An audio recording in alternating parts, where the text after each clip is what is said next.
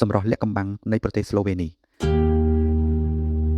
ទឹកដីដែលពេលវេលាថ្នាក់ថ្នមនៅចន្លោះជើងភ្នំភាគខាងត្បូងនៃជួរភ្នំ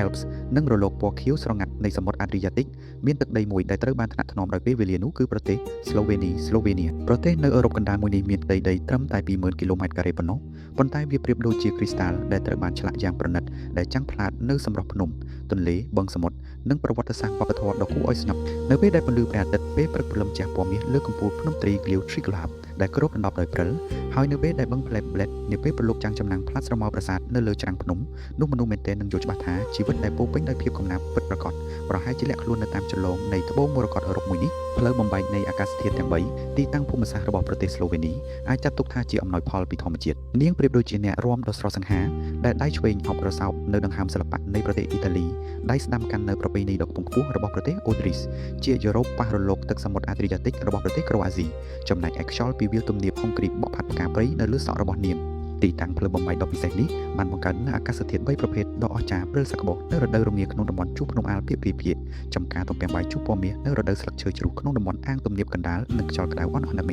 ់ដែលមានក្លិនដើមស្រល់នៅរដូវក្តៅតាមឆ្នេរសមុទ្រមេឌីទែរ៉ាណេនៅភាគនិរតីភូមិសាស្ត្រនិងធម្មជាតិដ៏អស្ចារ្យនៅតាមហាងកាហ្វេខាងក្រៅនាកំពង់ផែ Copper គេតែងតែឃើញភ្ញៀវទេសចរដែលស្លៀកសម្លៀកបំពាក់ជិះស្គីអង្គុយជិតអ្នកនេសាទដែលមានស្បែករលាកកម្ដៅថ្ងៃពួកគេអង្គុយក្រេបស្រាទំពាំងបាយជូរនិងស្រាទឹកឃ្មុំដែលផលិតនៅលើទឹកដីតែមួ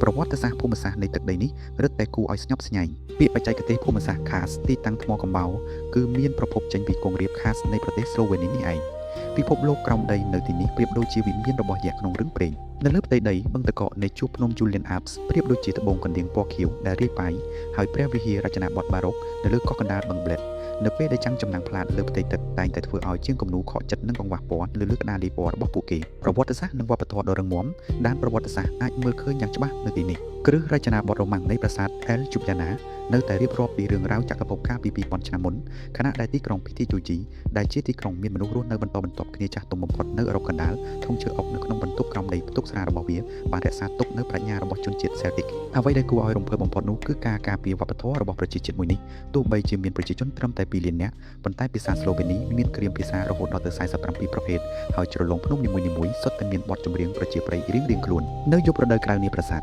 Celje គេនៅតែអាចស្ដាប់ឮសំឡេងឧបករណ៍តន្ត្រីបុរាណស្លូវេនីលេងបទវិរៈថាពីយុគសម័យកណ្ដាលដែលអត្ថន័យនៃបទចម្រៀងបង្កប់នូវសេចក្តីប្រាថ្នាស្វែងរកសេរីភាពដ៏អស់កល្បជានិច្ចរបស់បុព្វបុរសស្លាវិកប្រាជ្ញានៃប្រទេសតូចប្រទេសស្លូវេនីសម័យទំនើបបានបង្ហាញពីគំនិតប្រាជ្ញាដ៏ធំធេងនៃប្រទេសតូចមួយសាធារណរដ្ឋដែលបានផ្ដាច់ខ្លួនចេញពីយូហ្គោស្លាវីមុនគេមួយនេះបច្ចុប្បន្នបានក្លាយជាប្រទេសដែលមានបច្ចេកវិទ្យាខ្លាំងនិងមានចំណាត់ថ្នាក់កំពូលក្នុងសន្ទុះនវានុវត្តន៍របស់សហភាពអឺរ៉ុបអ្វីដែលកាន់តែពិបាករកនោះគឺការអភិវឌ្ឍសេដ្ឋកិច្ចនិងការការពារប្រព័ន្ធអេកូឡូស៊ីនៅទីនេះសម្រាប់បាននូវតុល្យភាពយ៉ាងល្អឥតខ្ចោះអត្រាគ្របដណ្ដប់នៃព្រៃឈើទូទាំងប្រទេសមានជាង 60% ហើយរដ្ឋធានី El Jubljana គឺជាទីក្រុងដំបូងគេនៅលើពិភពលោកដែលទទួលបាននាមថាជារដ្ឋធានីពណ៌បៃតងព្រលឹងនៃម្ហូបអាហារនិងទស្សនវិជ្ជាជីវិតម្ហូបអាហារគឺជាកូនសោមួយទៀតសម្រាប់ស្វែងយល់ពីព្រលឹងរបស់ប្រទេសស្លូវេនីនំប៉ាវធ្វើពីម្សៅបាក់វីតរបស់តំបន់ Adria បង្កប់នូវការនឹករលឹករបស់ភរិយាអ្នកជីករ៉ែហើយប្រេងអូលីវនៅតំបន់មាត់សមុទ្រមានក្លិនក្រអូបនៃពន្លឺព្រះអាទិត្យមេឌីទែរ៉ាណេនៅក្នុងភូមិសាស្ត្រស្រាទំពាំងបាយជូរ Gorička Brada Kosa ដែលផលិតស្រាតាំងពីដូនតាមនឹងប្រាប់អ្នកថា